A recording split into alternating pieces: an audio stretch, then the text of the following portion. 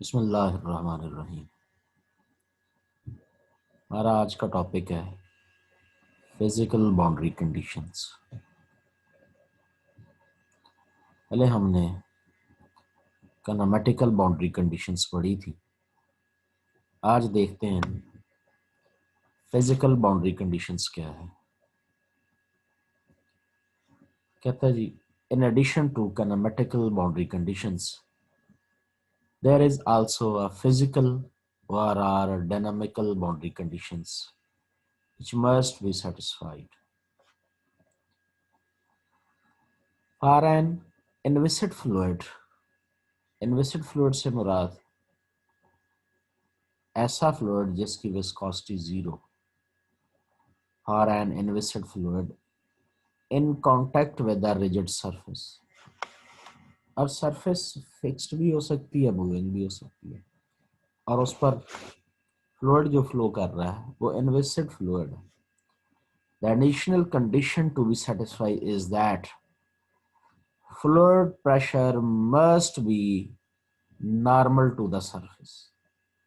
ये है जी हमारे पास फिजिकल बाउंड्री कंडीशंस में पहली बात, fluid pressure must be normal to the surface होना चाहिए।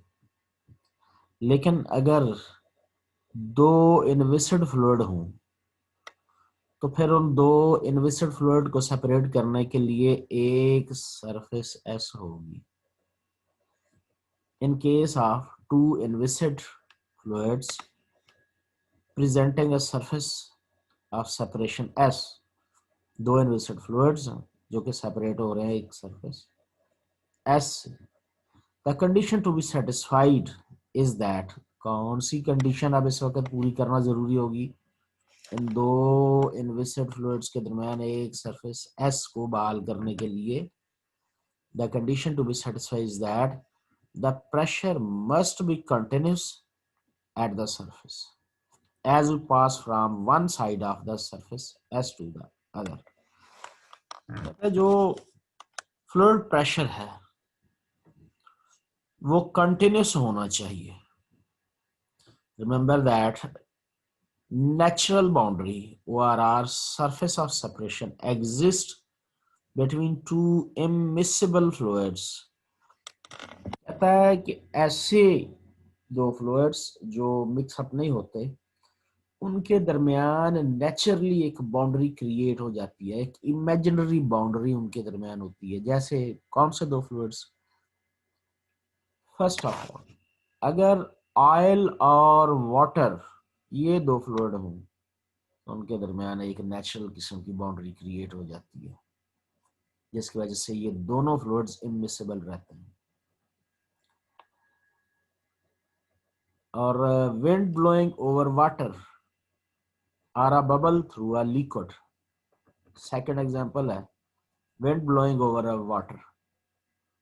जब पानी की सरफेस पर, पानी एक फ्लूइड है उस पर हवा चल रही हो, या फिर किसी लिक्विड में कोई बबल बना हुआ हो, यानी लिक्विड वाटर के अंदर वो एयर होती है तब वो बबल बनता है।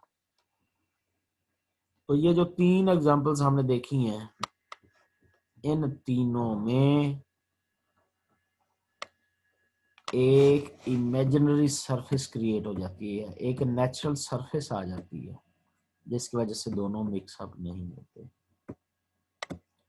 ये बात थी इनकम्प्रेसिबल फ्लूइड्स की। In case of two viscous fluids the normal stress, that is pressure, and tangential stress must be continuous at the surface of separation। अच्छा, पहले जो हमने देखी है उसमें देखा है नॉर्मल प्रेशर, लेकिन वो इनविसिड फ्लूइड की बात। अब बात जा रही है विस्कस फ्लूइड। विस्कस फ्लूइड में दोनों जो स्ट्रेस हैं उनकी बात करेगा।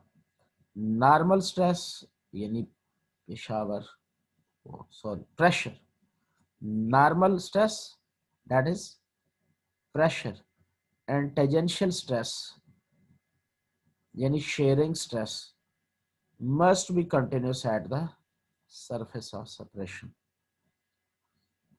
कोई तो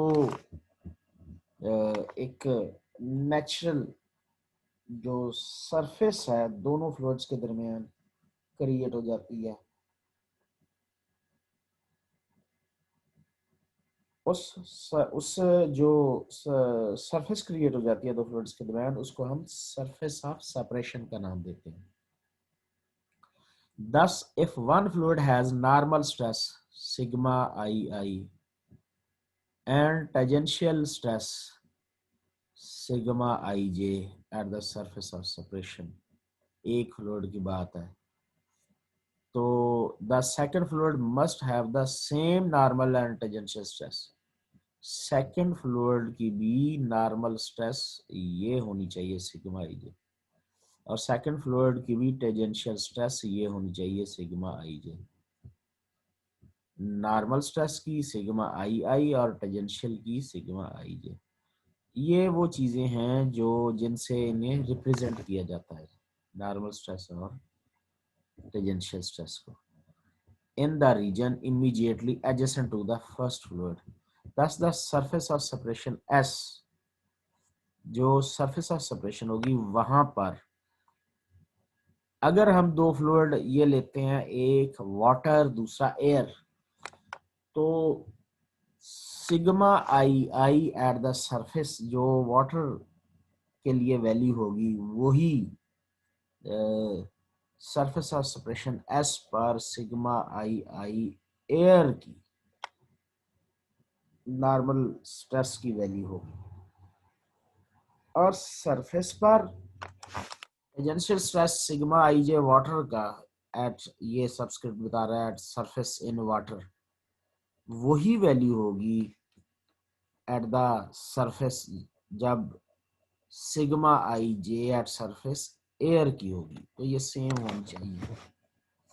ये बता रहा है कि अगर हमारे पास फिगर में आप देख रहे हैं स्क्रीन पर के फ्लूइड के अंदर कोई बबल बना हुआ है, तो दरअसल उस बबल के अंदर की सिग्मा आई आई वैल्यू, अंदर एयर है, उस सिग्मा आई आई वैल्यू बाहर सिग्मा आई आई वाटर की वैल्यू के बराबर है, और ये वो पॉइंट है जो कि सरफेस का काम दे रहा है। ये जो कर्व है आपको एक नजर आ रहा, ये कर्व सरफेस का काम कर, सरफेस के इस पॉइंट पर वाटर की सिग्मा आई आई और इसी मुकाम पर एयर की सिग्मा आई आई यानी सेम होंगे। ये नॉर्मल स्ट्रेस होगी, यानी ये प्रेशर होगा जो कि इस पॉइंट पर सेम होगा।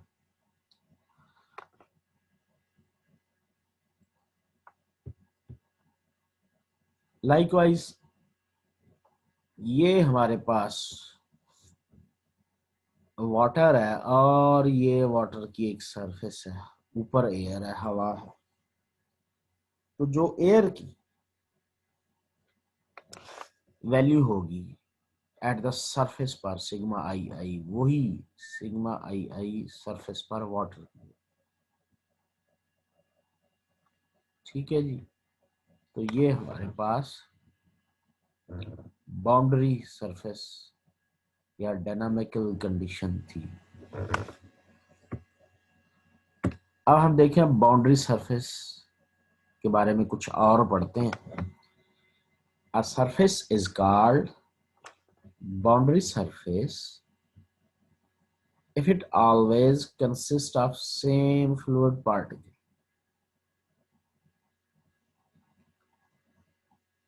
बाउंड्री सरफेस वो सरफेस कहलाती है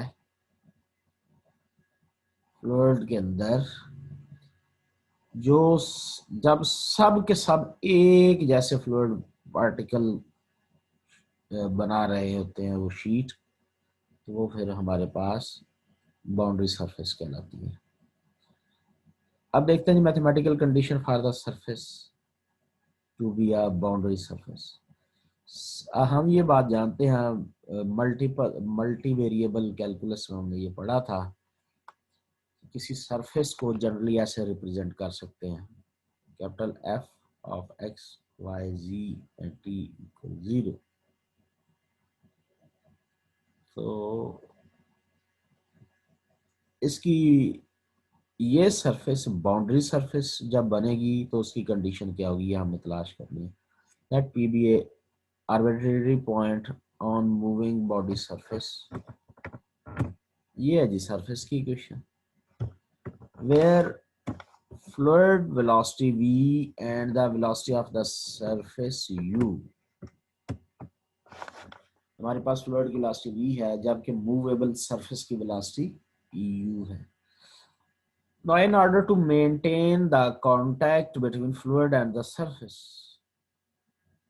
उस फ्लूइड और सरफेस में कांटेक्ट रखने के लिए क्या शर्त पूरी करनी होगी, normal component of fluid velocity must be equal to the normal component of the surface velocity. Fluid velocity और सरफेस वेलोसिटी के नॉर्मल कंपोनेंट्स का आंसर सेम आना चाहिए. Thus we have v dot n unit vector. This is the normal component of the velocity.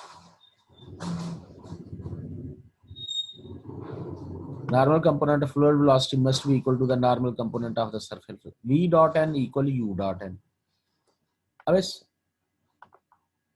Right hand side expression को यहां ले जाइए, v minus u, ठीक है जी, dot n unit vector, where n unit vector is the unit normal. What is this? This is unit normal, the unit normal vector at point P on the boundary surface. Unit normal vector at point P on the boundary surface. Since grad f is a vector normal to the surface, gradient f एक ऐसा vector होता है जो surface f पर normal होता है. Therefore, normal unit vector n cap and delta f are parallel vectors. क्योंकि ये भी नॉर्मल टू द सरफेस है, ये भी नॉर्मल टू द सरफेस है, दोनों पैरेलल हैं हमारे पास. मल्टी वेरिएबल कैलकुलस में ऐसे केसेस बहुत ज्यादा पड़े थे. And hence normal unit vector equal K W F del F. Del F हमारे पास ग्रेडियंट ऑफ एफ है जो कि नॉर्मल टू द सरफेस है, and K is the direction from 2 and 3. ये जी इक्वेशन 2 है और ये इक्वेशन 3 है. इन दोनों को मिलाकर एंड नॉर्मल यूनिट वेक्टर की जगह पर रिप्लेस कर दे के डेल्टा एफ, ये रिप्लेस होगी. ठीक है जी. जब ये रिप्लेस हुआ तो यहाँ पर जो इसका डॉट प्रोडक्ट डेल्टा एफ का आएगा दोनों वेक्टर्स के साथ आएगा. ये नेगेटिव वाला उधर शिफ्ट हो जाएगा, पॉजिटिव वाला हो जाएगा. Let P X Y T move to the point Q in time delta t. P point Q point की तरफ गया.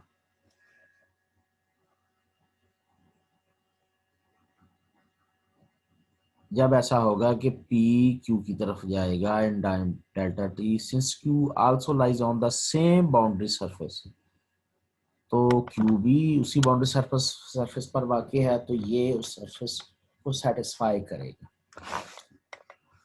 Hence F x plus delta x, y plus delta y, z plus delta z और t plus delta t.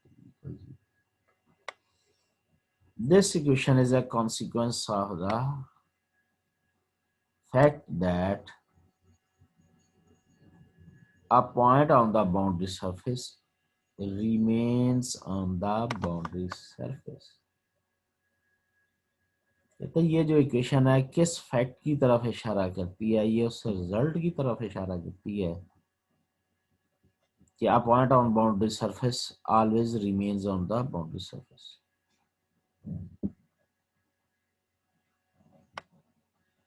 Expanding by Taylor series, the first order terms, कहते हैं जी इसको Taylor series से expand कीजिए और फर्स्ट ऑर्डर टर्म्स ही रखिए।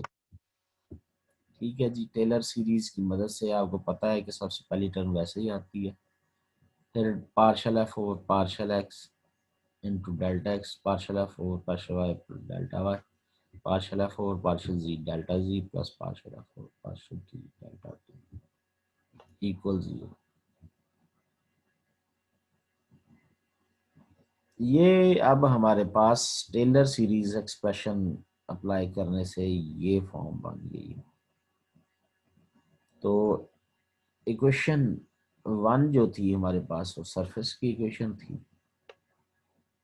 और अब ये टेलर सीरीज लगाने से ये जो एक रिजल्ट बना है, इन दोनों से हम एक रिजल्ट बनाते हैं जी।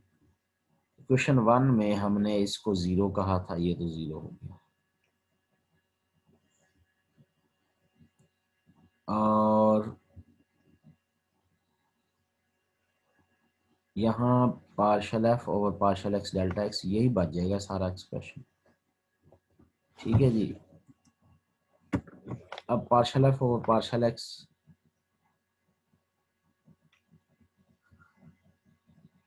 Partial F over partial X delta X, हम यहाँ पर चेन रूल लगाएंगे। ठीक है जी, partial F over partial X, इसकी बजाय partial F partial X delta X over delta T, यानी पूरी इक्वेशन को डेल्टा टी से डिवाइड कर दीजिए। ये जो स्क्रीन पे आप देख रहे हैं, इस इक्वेशन को डेल्टा से डेल्टा टी से डिवाइड कर दीजिए। पार्शल एफ और पार्शल टी, अच्छा जब ये हमने डिवाइड किया डेल्टा टी के साथ, तो ये एक्सप्रेशन पार्शल एफ और पार्शल टी की शक्ल में आ जाएगा, ये शुरू में आ जाएगा, बाकी तीनों टर्म्स ऐसे आ जाएंगे। पार्शल एफ और पार्शल टी प्लस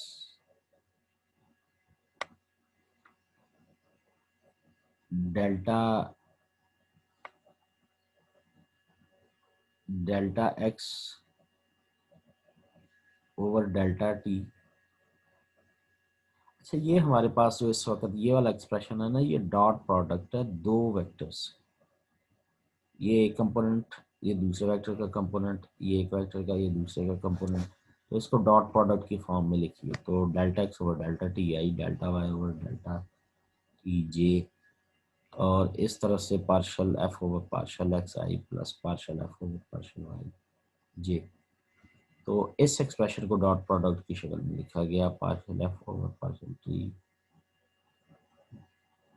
तो ये हमारे पास वेक्टर की फॉर्म में delta del R over del T dot ये ग्रेड एफ बन जाएगा।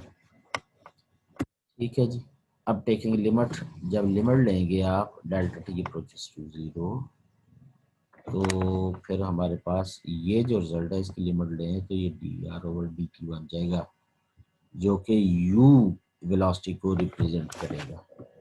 अब यही जो इक्वेशन 7 है, इसकी नई फॉर्म क्या होगी, partial F over partial T plus ये यू के बराबर आ गया, U dot delta F over delta x, U dot delta F equal 0। From equation 4 and 8 we get partial f over partial t plus u v dot delta f। ये आप जानते हैं ये वाला एक्सप्रेशन के u और v दोनों हम एक ही वेलोसिटी का partial F partial T plus v dot delta F. तो हमारे पास हमने ये इक्वेशन 4 में पढ़ा था कि u वेलोसिटी और v वेलोसिटी दोनों के नॉर्मल कंपोनेंट सेम होते हैं, तो ये हमारे पास v डॉट डेल्टा एफ आ गया। अब ये जो सारा एक्सप्रेशन है ये मटेरियल डेरिवेटिव का एक्सप्रेशन है, जो कि इक्वल होगा D F over D T equal 0 के। ठीक, which is the record condition that F of X Y Z T equal 0 to be a boundary surface. ये है जी, हमने इसको मटेरियल डेरिवेटिव का रूप दे दिया, तो ये हमारे पास कंडीशन बन गई। ये है वो कंडीशन जो कि इसको बाउंड्री सरफेस बनाती है। That is equation of every boundary surface must satisfy this equation. हर वो सरफेस जो बाउंड्री सरफेस कहलाएगी वो इस डिफरेंशियल इक्वेशन को सेटिस्फाई करेगी। if the boundary surface is at rest, if the boundary surface is at rest, boundary surface rest है तो उसका मतलब विद रिस्पेक्ट टू टाइम उसका डेरिवेटिव 0 हो जाएगा। एंड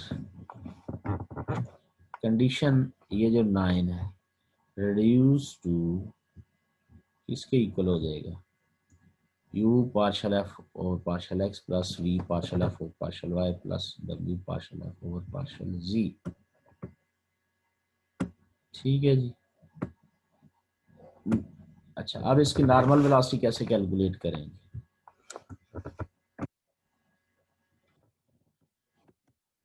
इसकी नॉर्मल वेलोसिटी कैलकुलेट इस तरह से होगी,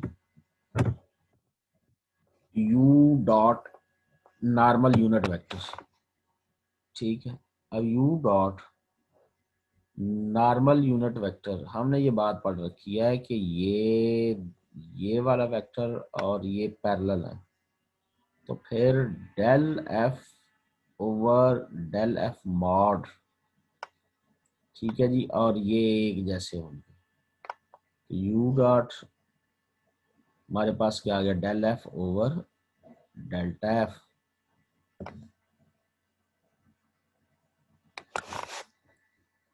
इक्वल। अच्छा, अब ये u dot del F over del F mod equal इसके आ गया, कैसे इक्वेशन 8 में देखते हैं जी।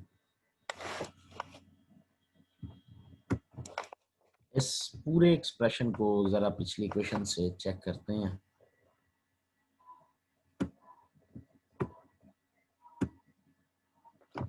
ये देखिए, ये बात हमने पढ़ी थी, del F is a vector normal to the surface और ये unit normal to the surface. तो ये डेल एफ और N hat normal unit vector normal unit surface ये दोनों पैरेलल हैं, इसलिए ये पैरेलल, इसको मैथमेटिकल लिखेंगे तो इस स्टाइल से लिखा जाएगा। ठीक है जी। अब अगली बात, नेक्स्ट हमारे पास ये है कि u dot this equal this, ये कैसे बना जी।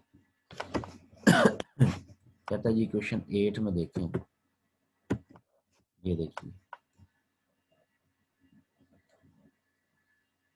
Partial F over partial T equal minus U dot del F minus U dot del F. अब यू डॉट डेल एफ किसके बराबर आ गया, minus partial F over partial T के। तो यू डॉट डेल एफ किसके बराबर, minus partial F over partial T के। तो ये डेल एफ उसी तरह से नॉर्मल कंपोनेंट ऑफ वेलोसिटी के लिए अगला स्टेप इक्वल ये partial F over partial T minus के साथ, ठीक है, ये डेल एफ के फिर हमने कंपोनेंट्स का स्क्वायर और अंडर रूट लेना, ठीक है जी, वो भी लिख दिया गया। अब फाइनल एक्सप्रेशन क्या आएगा, partial F over partial T किसके इक्वल होगा, u partial F over partial X plus v partial F over partial Y plus w partial F over partial v, नीचे तीनों कंपोनेंट्स का सम ऑफ द स्क्वायर। ये जी हमारे पास normal velocity calculate हो करनी हो तो उसका एक्सप्रेशन हमारे पास मान लिया। नेक्स्ट हमारे पास एक प्रॉब्लम है, प्रूव दैट वेरिएबल एलिप्सॉइड ये एलिप्सॉइड की इक्वेशन है। इस पॉसिबल फॉर्म ऑफ, कहता जी ये बनाने के ये boundary condition of liquid at any time T बन सकती है या नहीं। तो इसको सॉल्व करने से पहले कुछ क्वेश्चंस हम आपके अपने नोट कर लें जो आज जिनके कमेंट सेक्शन में हमने आंसर देना है। उनमें सबसे पहले कि boundary conditions, physical, what is physical boundary condition, ये पहला क्वेश्चन है। ठीक है जी। अच्छा, what is boundary condition for two inviscid fluid. फिर आपने लिखना what is boundary condition for two viscous fluid. तीन क्वेश्चन है। चौथा, what is the symbol of normal stress. पांचवा है जी, what is symbol of tangential stress. ये पांच क्वेश्चन हो गए। छठा है जी, what is boundary surface. What is boundary surface. Seventh है व्हाट इज एलिप्सॉइड। ये 7 सवाल है। आप जरा न्यूमेरिकल को देखते हैं जी कि ये बाउंड्री सरफेस बनेगी कि नहीं बनेगी। बाउंड्री सरफेस इसके बनने के लिए ज़रूरी है कि हमारे पास जो एक्सप्रेशन है, तो सरफेस है,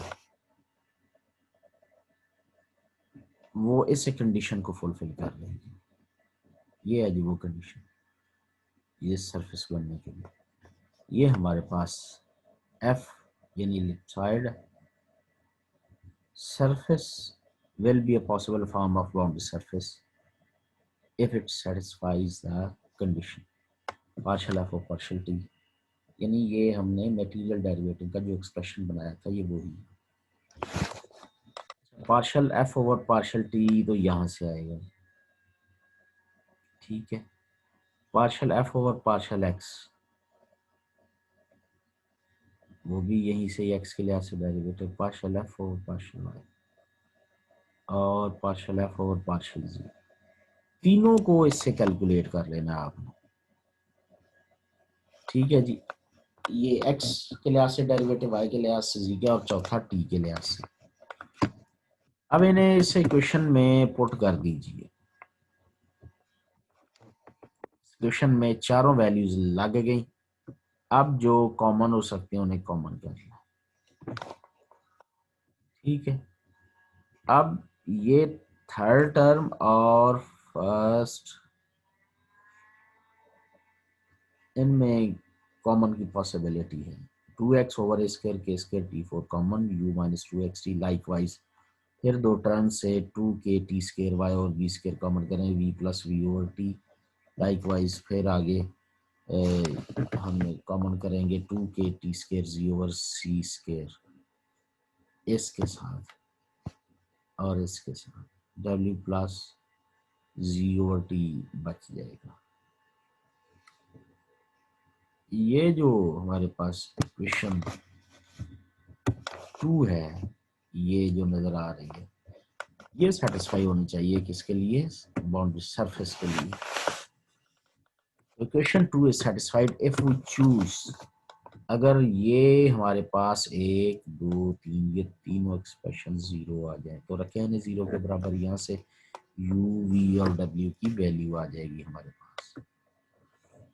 तो फिर पार्शियल u और पार्शियल x, पार्शियल v और partial y plus partial w और पार्शियल z, इनकी वैल्यूज लगाएं तो ये कट होकर जीरो हो जाएंगे। The velocity components u v w given by the equation 3 satisfy the equation of continuity for incompressible flow. Therefore, equation 1 is a possible form of boundary surface since it satisfies the condition given in the equation 2. तो हमारे पास जो ये f of t x y z एक surface की equation थी, वो जो है बाउंड्री कंडीशन की को भी फुलफिल करती है since it satisfy the condition given in 2। तो ये था हमारे पास 7 सवाल पूछे गए। आज का इतना ही लेक्चर। 7 सवालों का आपने जवाब देना कमेंट सेक्शन में जाके। कल इंशाल्लाह ट्रांसलेशन, रोटेशन और डिफॉर्मेशन का टॉपिक स्टार्ट करेंगे नेक्स्ट टाइम, जिससे हमारा ये चैप्टर 2 भी क्लोज हो जाएगा। आज के लिए इतना ही। खुदा हाफिज।